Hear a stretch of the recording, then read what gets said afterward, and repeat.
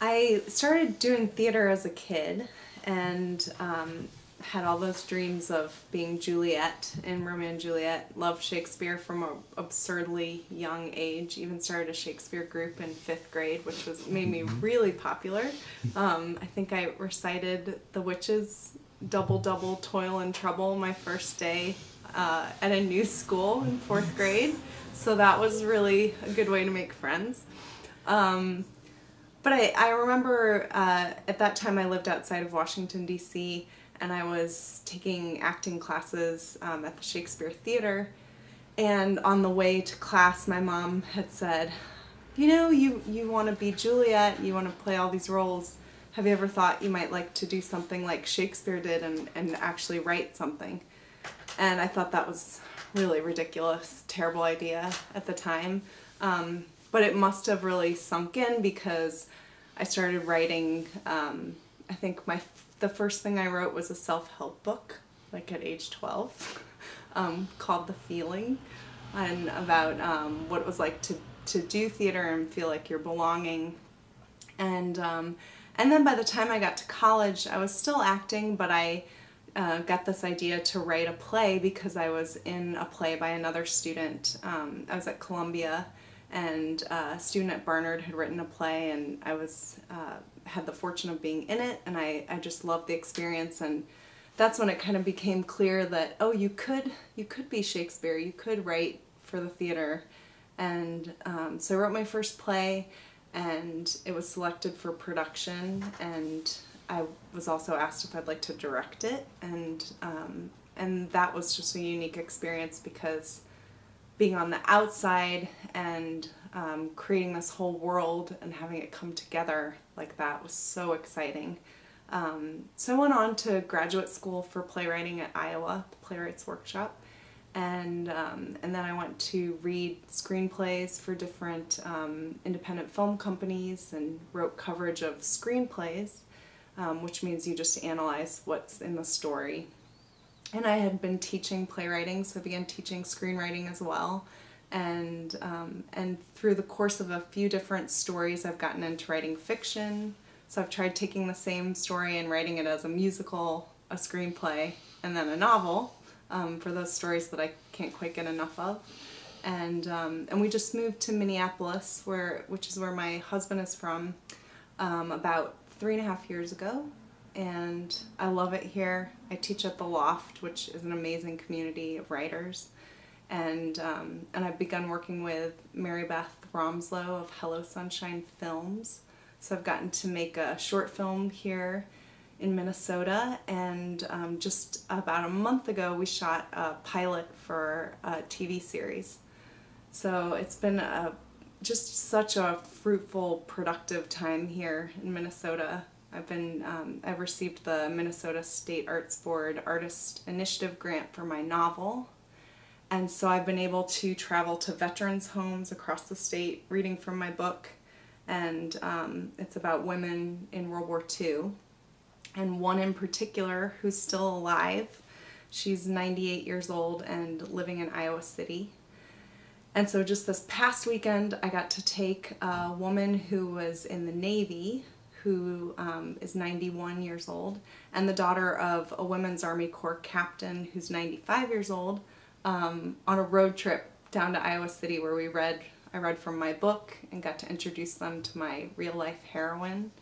And I brought this actress from the Twin Cities, Maggie Bierman-Peisner, and she performed from her show, which is all about her mother's service.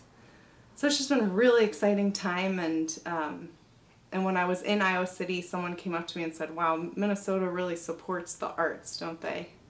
And I was just, really proud to say, yeah, they really do. I feel like I've been welcomed here and gotten a lot of writing done, and also been able to share a lot of my work.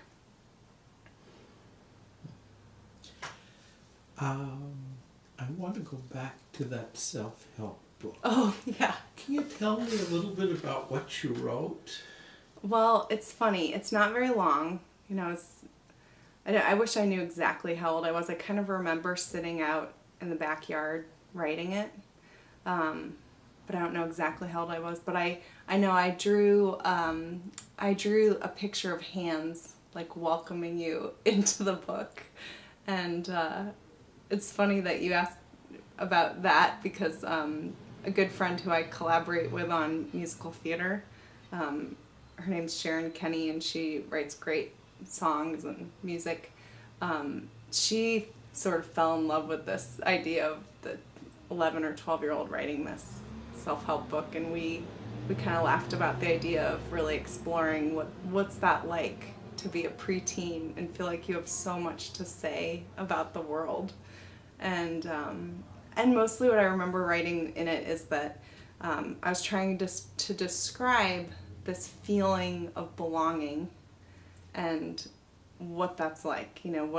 When you find the thing that you love, you find your passion, and you find other people to connect to that are in that, what's that experience like?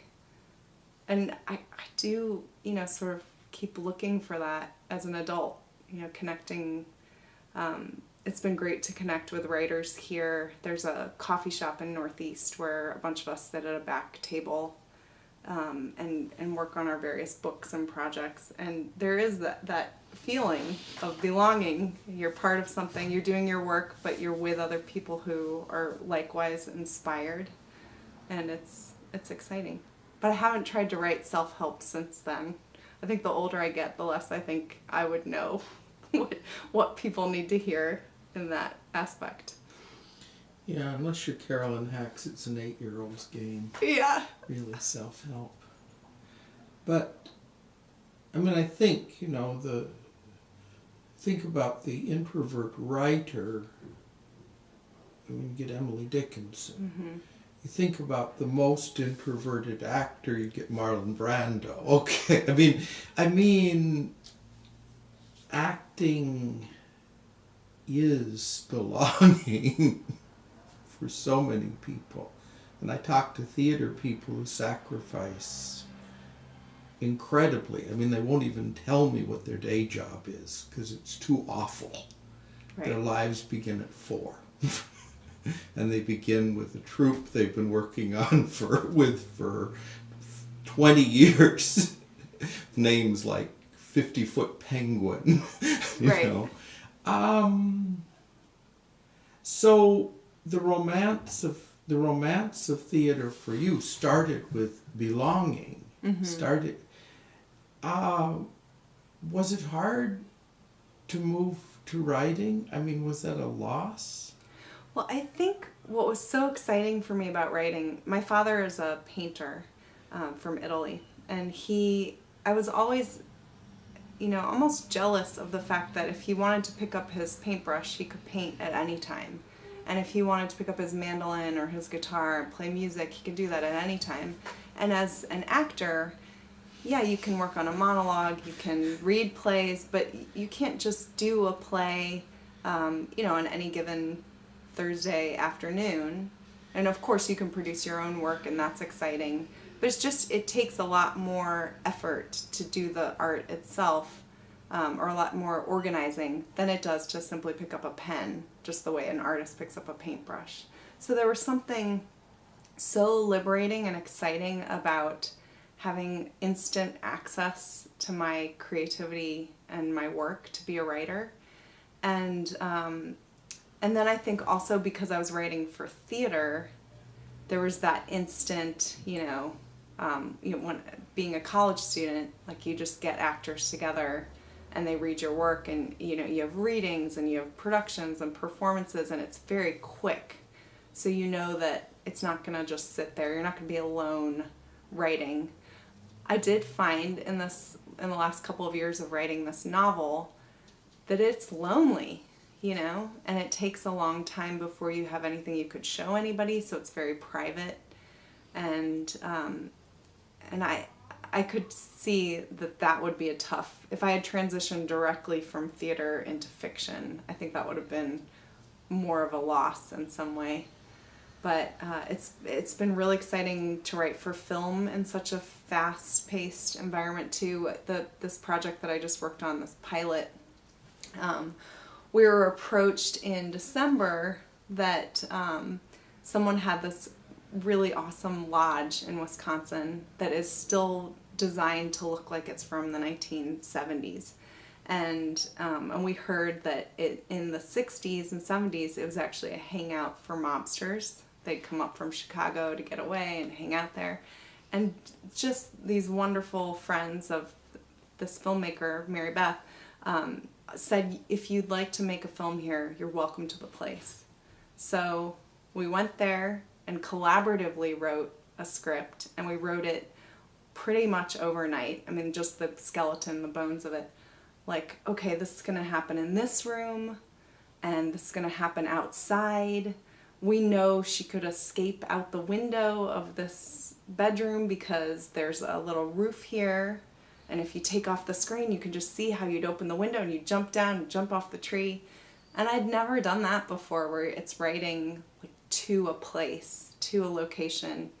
And then within about a month and a half to 2 months, we had the cast, we had the 1974 wardrobe and set dressing. We had to go borrow a deer head from a taxidermy guy, and we found the production designer found this amazing Cadillac, yellow 70s Cadillac, and we were shooting the film that quickly, and that is so collaborative. It's like 40 people together making the lights happen and all the camera work and everything. So I've been lucky to stay in the more, collaborative nature of writing.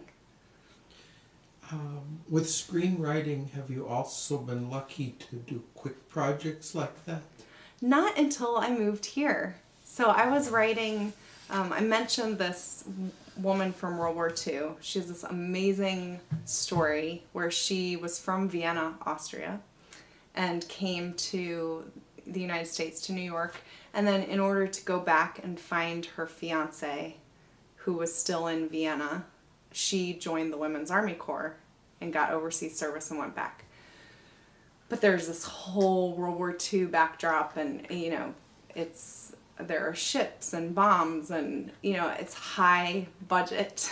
So I've worked on that screenplay for years, and I also wrote another screenplay with a dragon, and again, high budget. I don't know where you get a dragon, but that one was more to, like, when I was a kid, I loved Never Ending Story, and I wanted to play in that world. So when you write those bigger budget screenplays, first of all, it takes a very long time to get it off the ground, if ever, but it's just harder to do on your own. So it was exciting here through the Loft to meet this filmmaker. She just had her first feature film show this week at the Minneapolis St. Paul International Film Festival, and she was just looking to do this quick, let's write something and do it. Or, she said, what do you have? And I had a short screenplay. Okay, let's do it. And of course with the Guthrie, there's amazing talent here in actors. And so, yeah, I teach screenwriting. Now I would really advise to writers, yes, write the big budget, crazy, exciting thing and throw in a dragon or a war or whatever, but also go make things. Get a camera and just write something that you think you could shoot in a weekend or 5 days or something, so that it could happen. You learn so much just in doing it, making it. So how great's the alienation in those big budget things? I mean, did you get to say what the dragon looked like? Did you ever meet the dragon? Well, it still hasn't been made, so no. The big budget, I think the alienation is in, will it ever get made? Somebody optioned it, and I did a lot of rewrites, but it never got farther than that point. This is just in the last year, so I'm sure there's still hope if I keep working on it. But yeah, I think so. With what was also wonderful about this local filmmaker is that she wanted me to co-direct with her, and I initially with this short film I said, no, I wrote it. You know how to direct film. I've only worked in theater, so you go ahead and direct it. And she insisted, let's do this together. You know how to work with actors. You should learn how to direct film. Let's co-direct. And in that process, it's extremely collaborative, and there's nothing has been alienating about it at all. You know, every detail you get to discuss and choose and move forward on. But I would imagine if you were doing a big budget picture and you had a ton of producers who have a lot to say, you know, that could be really different. Just fortunately, I haven't had to, you know, let anything go like that yet. But how will it work with the dragon thing when it gets to that stage? I mean, you basically say goodbye to it, you get a check, and then somebody else picks up your script as if you didn't exist or you died 10 years ago and goes off and decides what the dragon should look like. I think it can be like that, and then it also can be really collaborative where they want you to be involved and be part of the process. So I think it really depends on who you're working with.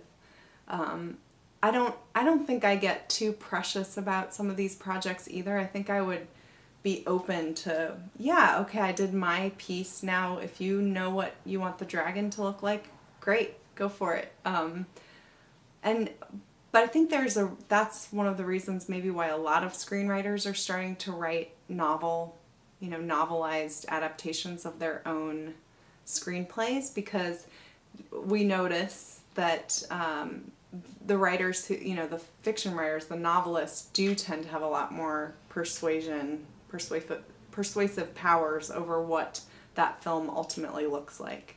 And there are fans who get upset later on where they say, that's not the book, that's not right.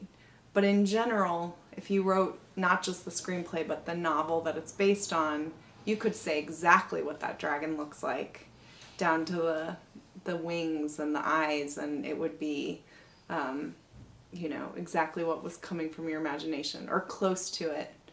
I mean, one of my inspirations for that one was Falcor from Neverending Stories, where, there's this giant puppy-like creature flying, and he has, he's a luck dragon. He's got fur and those like shiny scales and things, and I thought, that'd be so fun to create something like that. So the basic answer is there's some hope that you may be involved that intimately as it moves forward, that they'll ask you, or they may not. Right. And you'd be better off if you had a novel to go with your screenplay. So. Now, I'm just ignorant about this. How does money and rights and things work? You're writing. Do you conceive the thing without a buyer, or right. So you're not on contract at the point of conception, and then how does that go from there? I mean, you come up with the idea. Where does it go? Yeah, there are two different ways you can go about it. That's called a spec script, where you're writing what you imagine and what you want. The other option is it's like a job, and you're paid and told what to write, and or maybe you're given the source material, like, we'd like you to adapt this book. Right now I'm adapting a book by Kate DiCamillo for Stages Theater, so they say right off the bat, and that's a play, not a screenplay, but they say, this is what we want to adapt, and here's the book.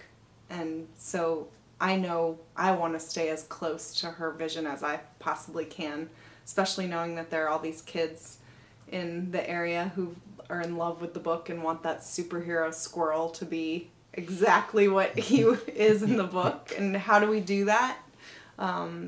So that's a discussion I just had with the director yesterday about, like, what does this look like? And are there puppets? Are there screens? How do we make this happen? So it's a collaborative process. For some reason, I'm just imagining remembering seeing the first Harry Potter and the first half hour of the first Harry Potter. And I thought, at the end of that time, I just want to see this over and over again for the rest of my life. I'll just come back every day, and it's a $2 ticket, and I'll see these owls again.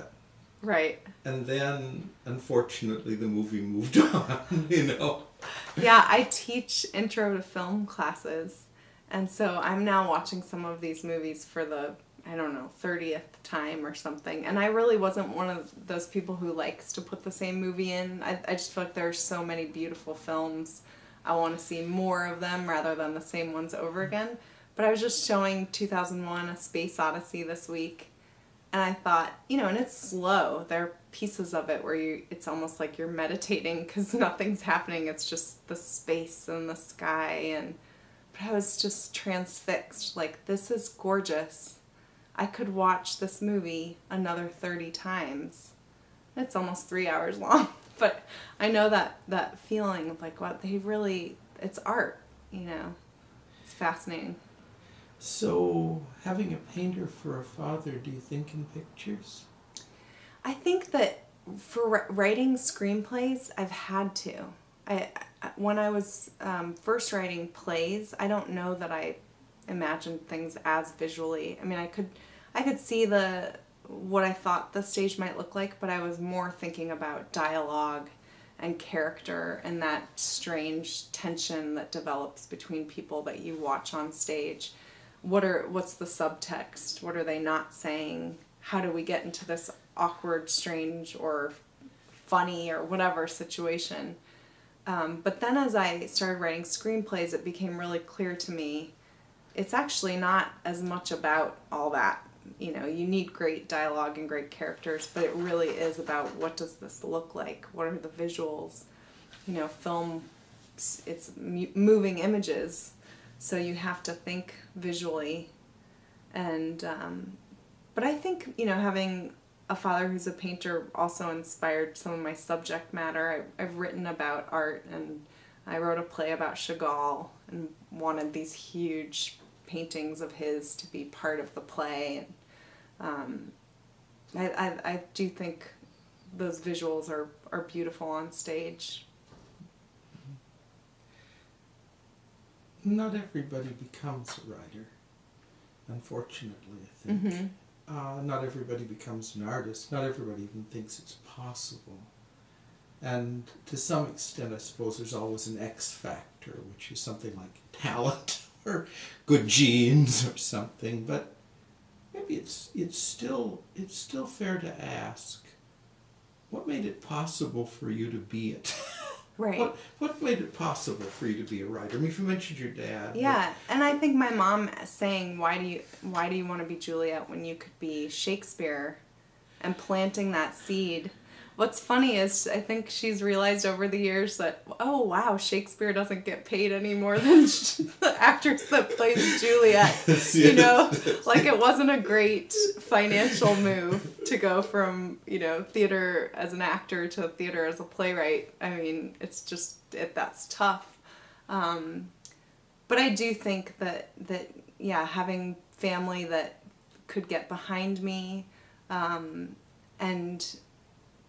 to have a great education where words were valued and loved. And, I have a 6-year-old daughter, and she's really imaginative, really creative, but she's not going to pick up a book on her own to read. She might make up stories. She'll look at a book and change what the words are to make up her own story, which I guess is promising as a writer. And not that she needs to write or anything, but I find myself thinking, I hope that you want to read. I hope you want to, be surrounded with books and get into all that. Because I do think that that's interesting to think about, what makes it possible for someone to feel like they could pick up a pen and have something to say. And it's just such a great way, if you can entertain yourself, you could be in any situation. At any point in your life, things could be going great or they could be really not going great, and you still have that art form that you lean into and get lost in. I also taught at a women's and children's hospital. I was like an artist in residence there, and I got to go from bedsides to like the cancer wards, sort of playroom where they had tables and they could do watercolors, or they could write stories, or we could do both, and I would lead them through making up their own dragon stories or whatever it was, and then illustrating them. And it's really amazing to watch a kid, you know, decline pain medication because they're busy making art. You know, that's when you really realize this is transformative, and it can just, you know, make you feel great things and take you into this place where you never would have imagined you'd be, and take you out of a place that you don't want to be, like a hospital. It can really give people that transportive power, and also that feeling like they can make choices, you know, that choose your own adventure. When you're writing your own story, you get to do that. I remember my dad once asked me, he was a very private person and wouldn't have, I think, wanted to meddle much with me. So the whole idea of, you know, raising your kids was a little strange to him. I think he thought we were sort of like animals. We grew, you know. But at one point he asked, you know, well, are you happy? Well, sometimes. Well, but I mean, not just are you happy sometimes, but is that your state? And I think he was pretty clear that it was his state, but he was also clear that it wasn't my state. And he just sort of had this inkling that there are happy people and unhappy people. And he was one of the happy ones.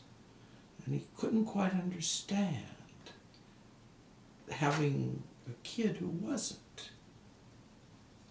It was an odd conversation because we never had another one like that.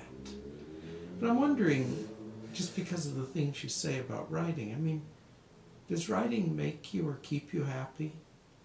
You know, it makes and keeps me happy, but I don't think it does for a lot of people. I think if you get too wrapped up in the outcome end of it, like where's this going, why isn't it happening faster, all those questions, it can be extremely depressing.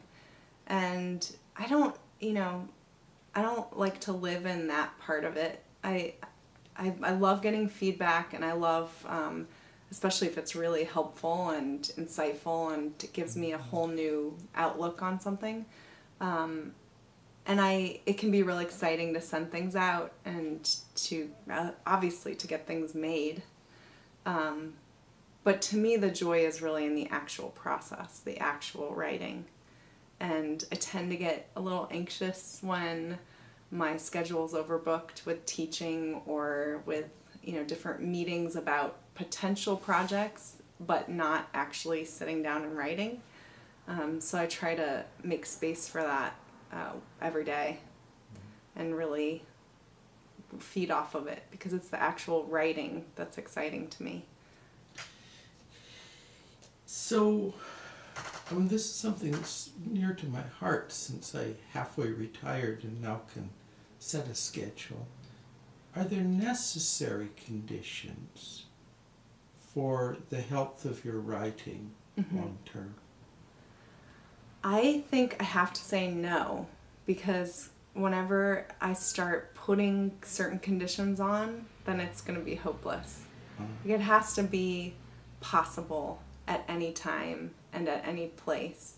But I like to write in coffee shops. I feel like it's a good way to make sure that I'm not distracted by all the many things at home or at a university where I'm teaching.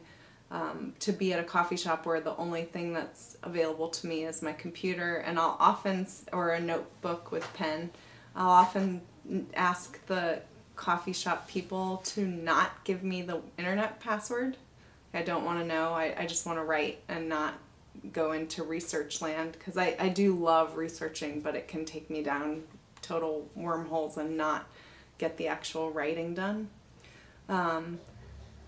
And I guess if I could really design my day, I probably would write first thing in the morning. But when you're a parent, all your priorities are to get this person started on their day. And so that's kind of not possible the way that it used to be. And sometimes it's just that in order to have the day job and, you know, make things work, it is night when I'm finally able to really write. And then the other problem is that if I get too excited about the writing and it's starting to get to be close to midnight or whatever time it is, and then I try to go to sleep, the entire night is spent plotting, either in or out of dreams, but it's like nonstop, can't turn it off, can't, I'm obsessing about people who may or may not be alive and may or not be, characters.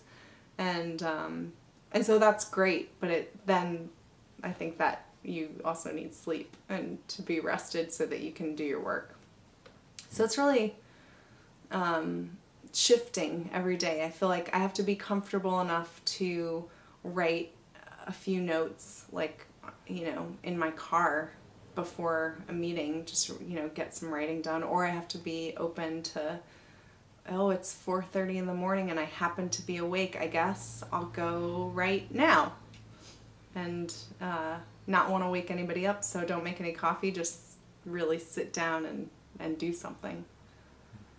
So perhaps, and now that you've interviewed all these many, many writers and artists, I'm going to guess there's like an obsessive quality that we share, where you just, it's at the front and center, and you were comfortable waking up at 4:30 or going to bed at 1 or whatever it is, because the work is always there. Well, there's a Minnesota story, which I guess is it feels like it's kind of the banner for Minnesota writers. Only in the oral tradition have I encountered it. J.F. Powers, the story is that, he had a lunchbox. He'd go to work at 9, come home at 5, This is how he thought about writing. And I've met a lot of people who, one way or another, have the lunchbox model well in hand, Oh, I think that's so great. And I guess this last year I had the closest to that I've ever had because of that Artist Initiative grant, because it allowed me to not teach as much. And then it also instilled in me this work ethic. This is a job. You can't just do this, early in the morning or late at night. You have to do this all day and really make that, do the lunchbox thing. And I also did a lot of research at the Minnesota Historical Society and their the Gale Library, and that did feel like, okay, you come in and you give them your slip of paper of these are the boxes that I want to go through, and they'd bring it to me, and I would be there first thing in the morning, go through the boxes, write about what I found, go to lunch downstairs, come back up, do more reading, more research, more writing, and then the boxes get packed up and put away. And that was really, really inspiring to have that model. One of the divisions that's come up in these conversations is between people who are always working on something. When they've got a piece, maybe they've got 15 pieces running, but there's always and that in some sense, writing just means to sit down and write on a piece. And people don't think that way at all. So where are you on that one? I think I mostly have multiple pieces. And it's been helpful that they've been in different genres lately too. So I know I've got the novel to work on, which is historical, and then I know I've got a screenplay, this television series where I want to plot, what happens next to these people, and this could go on for years, so we have so many options. And now adapting a book into a play, so there are lots of projects. I think what's tricky sometimes is prioritizing which one do I work on today. Can I work on 2 or 3 today? And then there are those scripts that are just waiting. They've been, perhaps I've written 50 pages, but then another project came forward and I set it aside. So when will I write the other 50 pages? And I think it would be great to go on retreats and just focus on one. But I think the practicality is that it's more like, okay, whatever deadline's coming up next, that's what I'm working on. you seem to move easily among genres. Has that always been so? I don't know. I think I love all different genres. So getting to, feeling like I would have the ability or I would have the knowledge, the tools to be able to write in the different genres. I think that has taken some time to feel comfortable.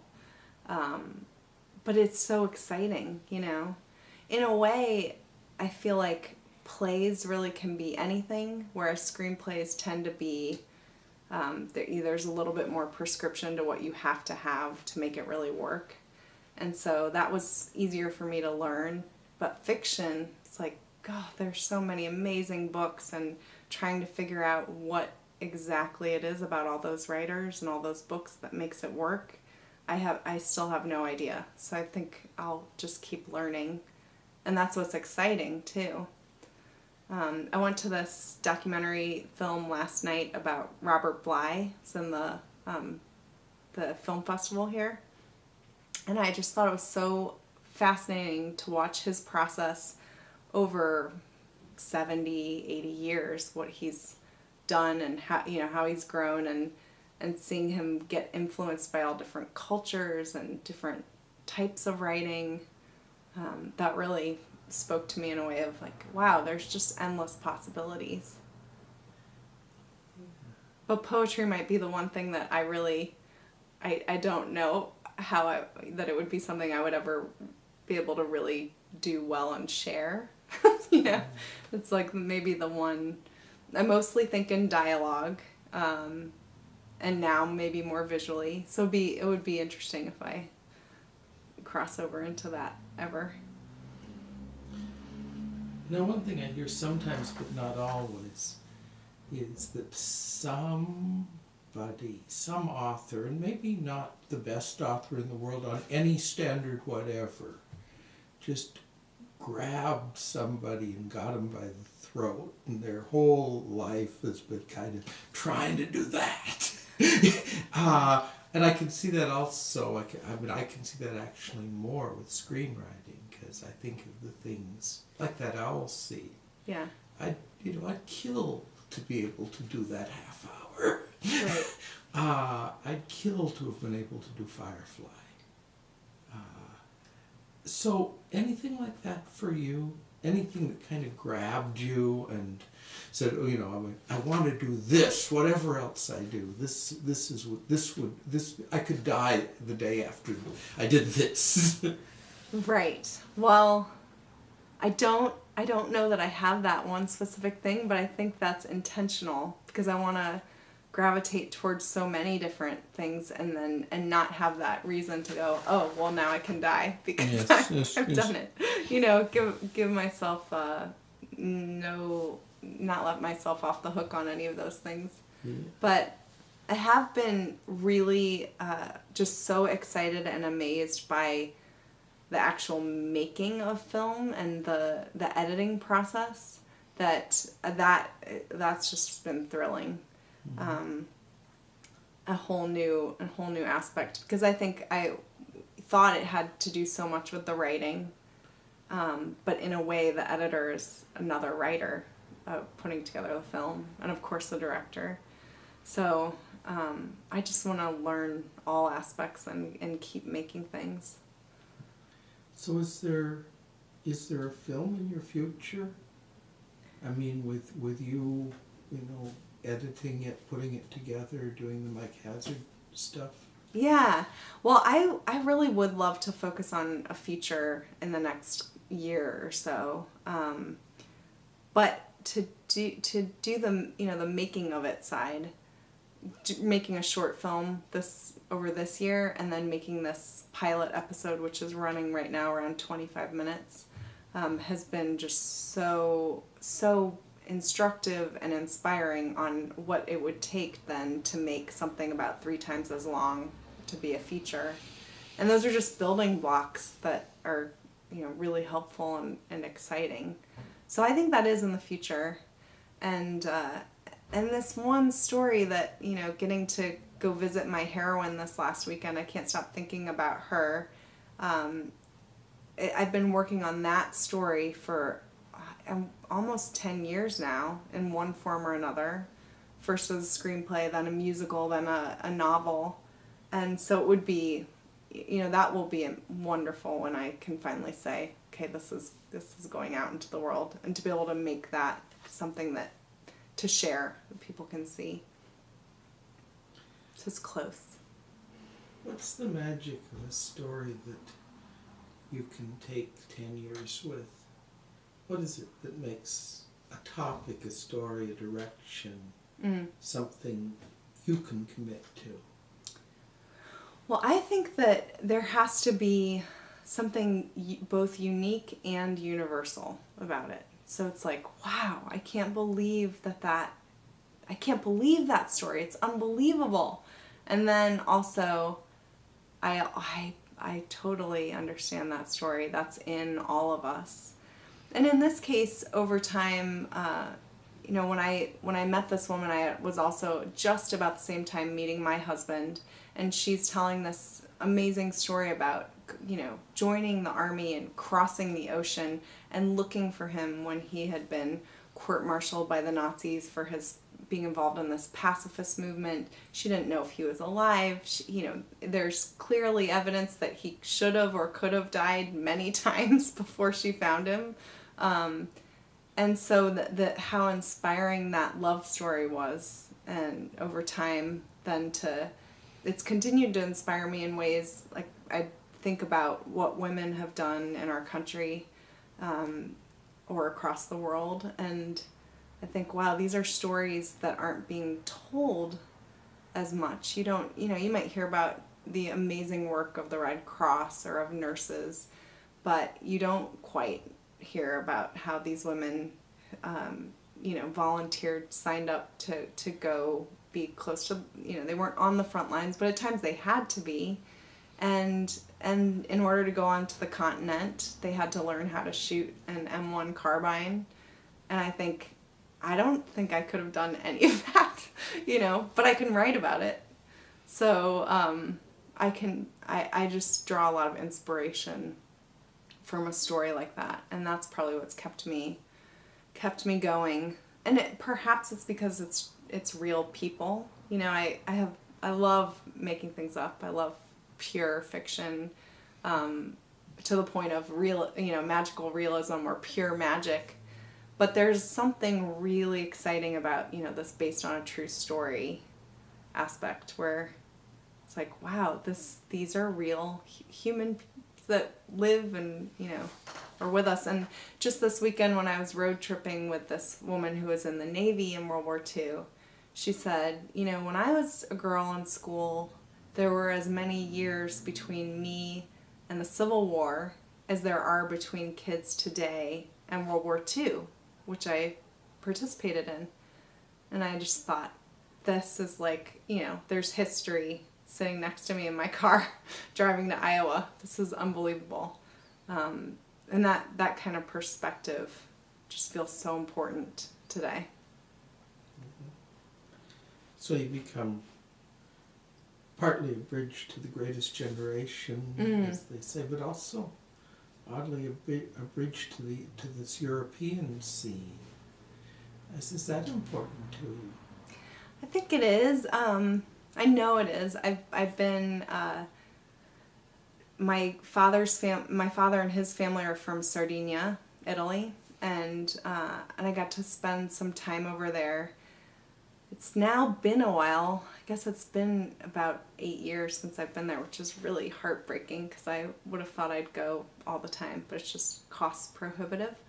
But being over there and feeling this rich history, it's, that can be addictive. Like every country, every continent at one point owned that little island.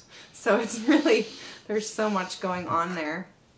And then following this story of this couple from Vienna, Austria, and seeing what it was like for them, for their country to be taken, annexed by another country, that's fascinating. And then I got to visit Budapest, where my grandmother on my mom's side was from, and again it was like I don't know much about her history, what that family went through. But there's something just so exciting about being in a place where you have some connection or some roots. So I think it would be a dream to really travel the whole world and write about all different cultures and get to know more and more stories. Yeah, now it's open. I mean, now you can take the train from Vienna to Budapest. It used to be a streetcar to Bratislava, Yeah. It's and that's the trip I did through all that. I also wrote about Bosnian refugees. That was for a play in St. Louis for Avalon Theater, and I got to interview Bosnian Americans that lived in St. Louis and then go visit their families in Bosnia and stay with them.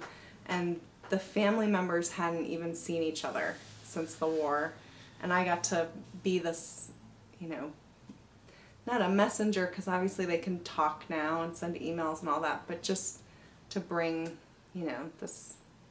these greetings in person and hugs and get to experience their culture and amazing food, and that was just an incredible experience. Yeah, so if I could travel more and write more, I think that'll be in the future at some point. Well, it sounds like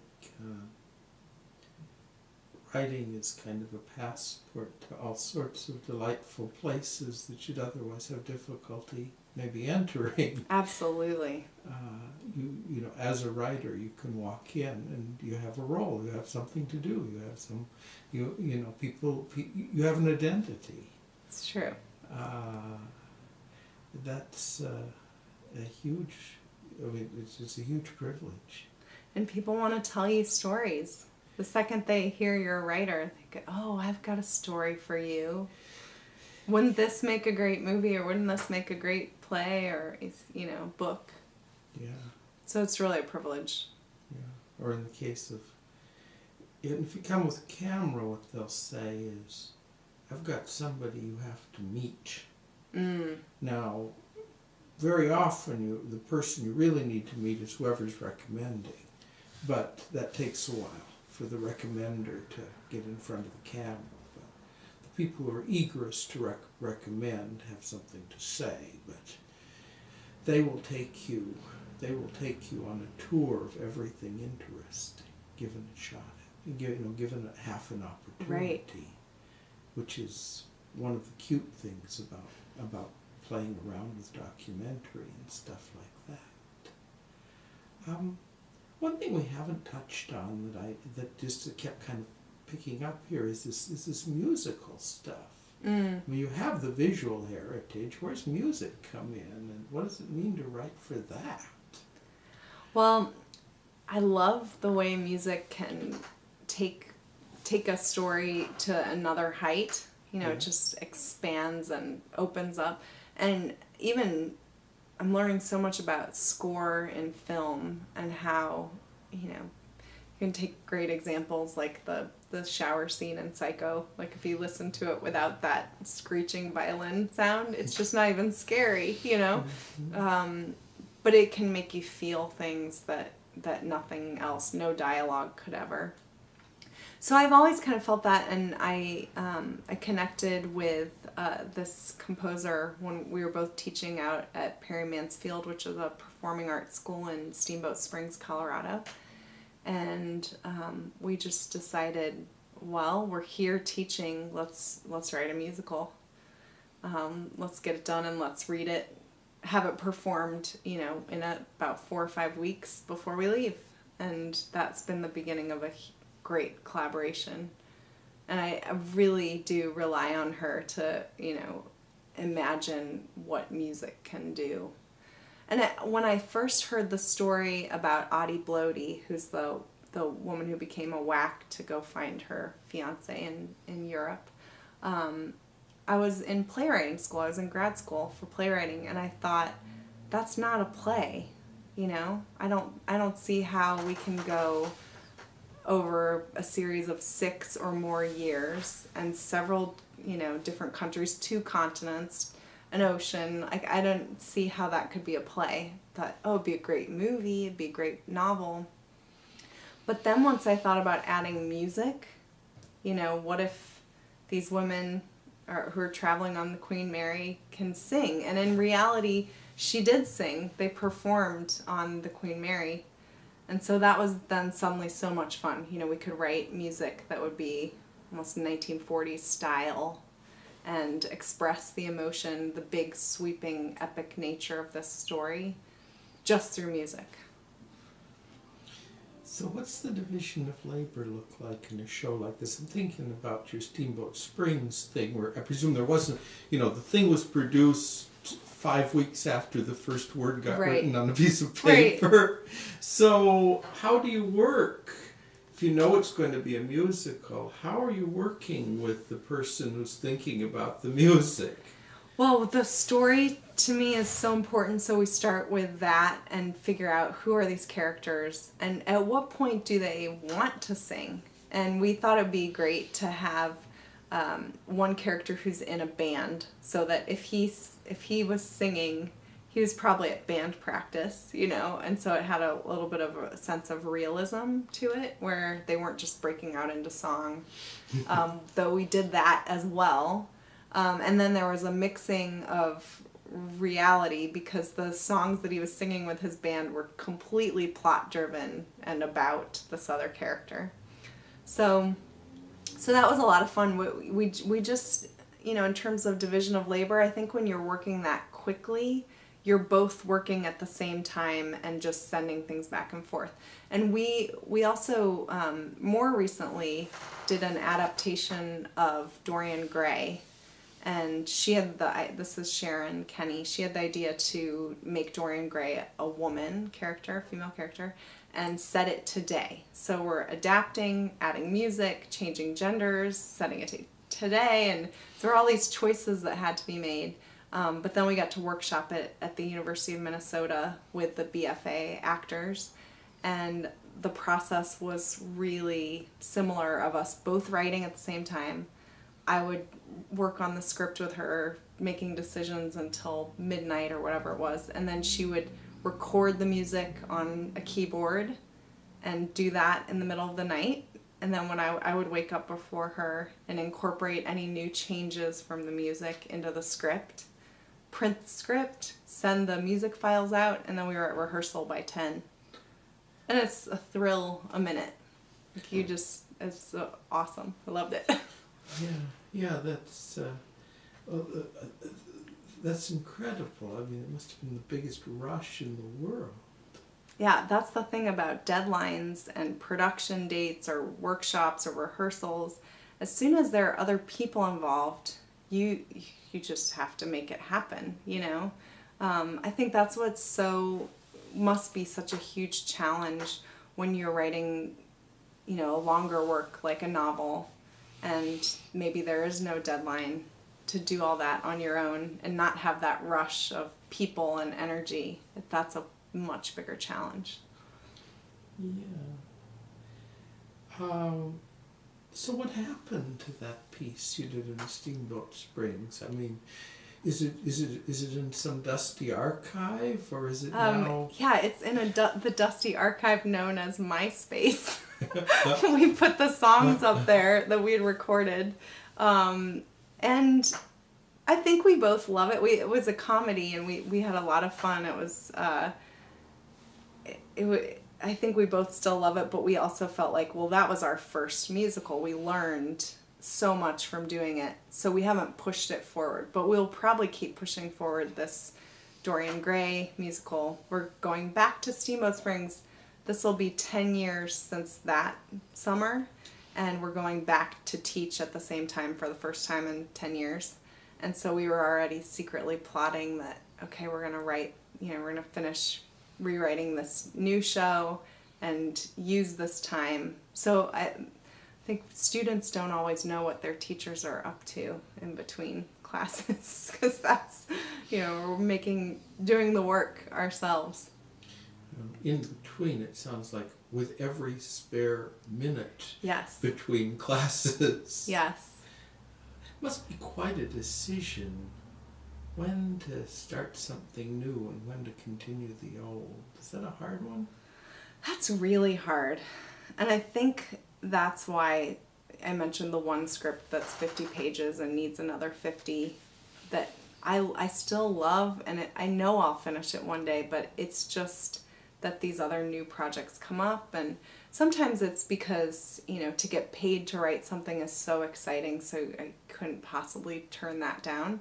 And then sometimes it's because I know the opportunity is fleeting and thrilling, and so I have to shift focus to that. Mary Beth and I were writing a totally separate series in November and December. We came up with a different kind of show that we wrote a pilot for when offered this lodge in Wisconsin. And so it just became so clear, when do you ever get a location like that where you can have 40 people live for a week and make a film? And it's all designed already. You hardly had to bring anything in. It looks like 1974. So we just quickly set the one project aside and said, here we go. Who are our characters now? What's the new story? And, I would never regret that for a second. So it's difficult to know when to start something new and when to let something go. But then I'm amazed how some projects come back to me much later, too. And that, I can see them with new eyes. Yeah, their spirit is so close to improv, really, and to what actors love about improv. Just right. Say yes. That's so true. Yes, I absolutely. I love the idea of say yes, no matter what. Go with it. And then I have these friends who, they're touring one-woman shows, for 5 years. It's like, how could you how could you keep yourself up for a show? I don't know. For 5 years, or how could you keep yourself working on a project that long? Yeah. I suppose that's the place where the division between being a writer can do something new, and an actor who gets committed to a role right. and to repetition. It seems hardest for me. Oh yeah, and then I can't imagine the nerves that you have to deal with over and over again to go in front of an audience with the same show, and I quickly loved not being on stage and in front of everyone, being able to create the thing that's on stage. That was really exciting and easy transition for me.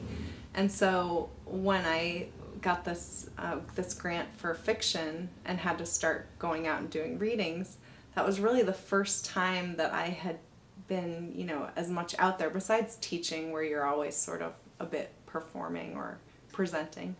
And it was really disconcerting. I thought, wait, where are the actors?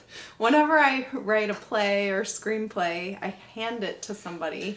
Now with fiction, I'm supposed to stand up there and read this out loud. I can't believe this, So I think I'm getting used to it. And I think, gosh, that's a good thing I did study theater. I can't imagine how some writers have never done anything like that. Then they have to stand up and read their work for people.